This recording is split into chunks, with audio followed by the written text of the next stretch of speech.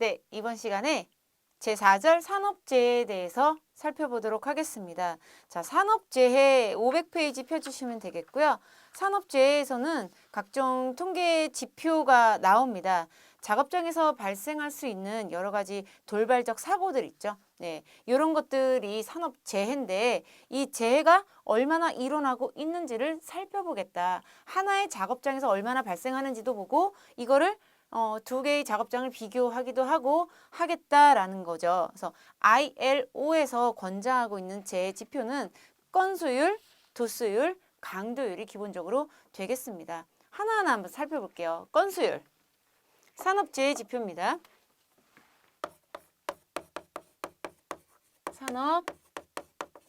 산업재해를 표현하는 지표, 요거 한번 보시면 첫 번째 몇 건이 발생했니?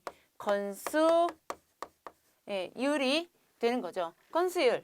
건수율. 이거는 재해 건수 봐요. 이 분자에 재해 건수가 들어가요. 그런데 이 분모가 뭐냐? 연평균 근로자 수가 되겠습니다. 연평균 근로자 수 1000명당 근로자 수 1000명당 재해 발생 수는 몇 건이다 라고 보는 게 건수율이에요. 건수율.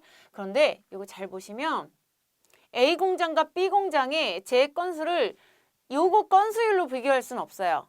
왜냐하면 그게 근로자 수가 좀 다 다르잖아요. 한 명 근로하는데 건수율, 수백만 명 근로하는데 건수율. 이런 것들이 비교가 조금 힘들어요. 그리고 이 건수율은 작업 시간은 고려하지 않았어요. 잠깐 1시간 작업할 때랑 24시간 작업할 때랑 차이가 있죠. 그래서 요거 건수율 자체는 어떤 산업재해가 얼마나 발생하는지 전반적인 파악하는 데는 굉장히 좋아. 굉장히 좋은데 이 분모가 이게 근로자 수잖아요. 이게 변동이 되게 심할 수가 있어요. 변동이 심할 때는 건수율을 계산하기가 어려워. 사람들이 막 들어갔다 나왔다 막 확 들어갔다가 확 나갔다가 막 이렇게. 그리고 얘는 심각도를 알 수는 없는 거죠. 그래서 건수율은 비교를 할 수는 없다. 두 작업장에 비교를 할 수 없다. 그리고 작업의 그 시간은 고려하지 않았다. 그리고 어떤 심각도는 알 수 없다. 심각도 알 수 없다. 하지만 가장 기본적인 전반적인 어떤 재해 발생의 파악을 하는 데는 상당히 적합하다라고 보시면 되겠습니다. 자, 그러면 두 번째로 볼 수 있는 게 우리 도수율 볼 수 있어요. 도수율.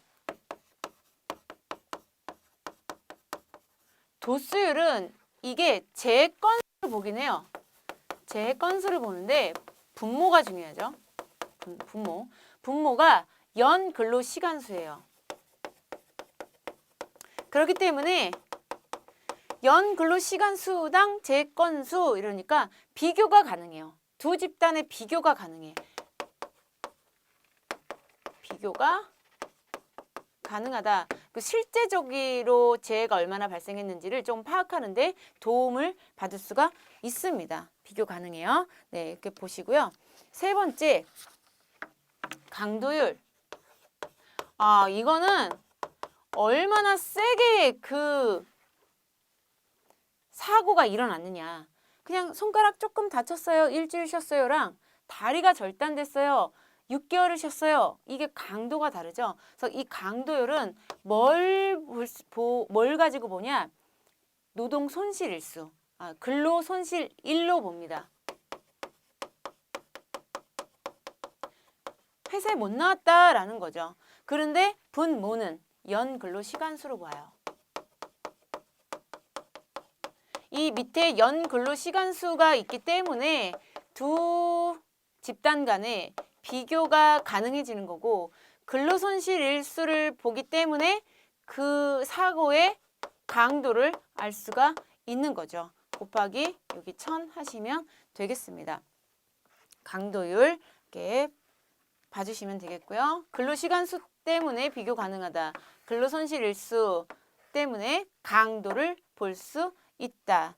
그다음에 우리 책의 네 번째는 평균 손실 작업 일수가 나옵니다. 네, 평균 손실된 손실 작업 일수. 딱 봐도 분자에 뭐 들어가겠어요? 분자에 근로 손실 일수가 들어가겠죠. 근로 손실 일수. 그리고 분모에 재해 건수가 들어갑니다. 재해 건수 곱하기 1000 이렇게 들어가요. 그래서 이거는 어떤 재해에 대한 평균적인 규모 이것을 파악하는데 사용이 되지는 거죠.